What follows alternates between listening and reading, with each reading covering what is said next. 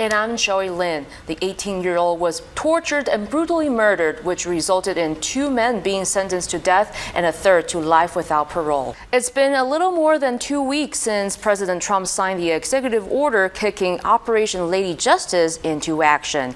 That's the order that establishes the task force on missing and murdered American Indians and Alaska Natives.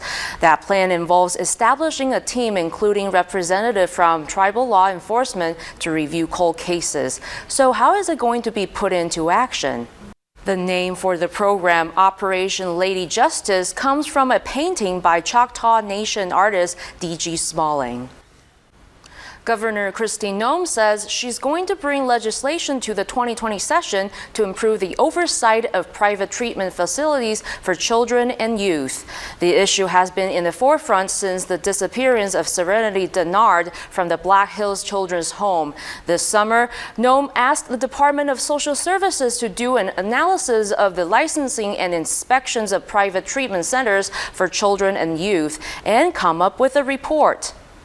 That report makes 11 findings and recommendations, including increasing the number of licensing on-site visits, enhancing the reporting process for serious injury and death, revising the reporting protocols to Child Protective Service from licensees, exploring legislation to create a grievance monitor, and creating a central repository for DSS reports open to public inspection.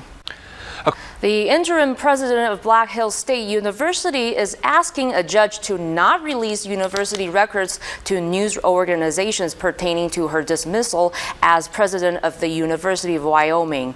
The Laramie Boomerang reports that Lori Nichols originally filed a motion to intervene in a lawsuit where several media outlets allege university officials withheld public documents about the decision to remove her as president. Officials say Nichols was recently denied the ability to view those records. Her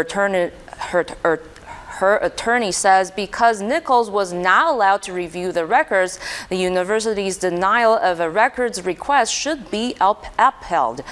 Nichols was president at the University of Wyoming for 3 years and took over as interim president at Black Hills State in July, agreeing to serve in that position for 1 year. How the post office is getting ready for Christmas packages when we come back. And Republicans say he has committed no crime. Karen Caifa is in Washington with a look at the important vote ahead today.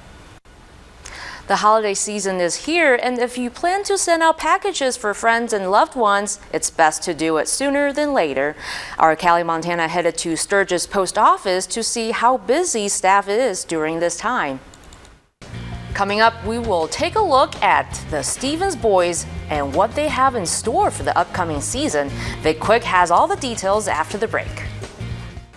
Last week, the Rush hosted their annual teddy bear toss, and today those bears are being donated. Trash bags filled with stuffed animals line the hallways of Youth and Family Services, eagerly awaiting being passed out by members of the Rush and first responders. 500, and it's an amazing sight down there. You get the first goal, everybody chucks the bears on the ice, and then you can get the thing. Very cool deal. Yeah. All right, that'll do it for us. Thanks for watching. Hope to see you tonight at 9.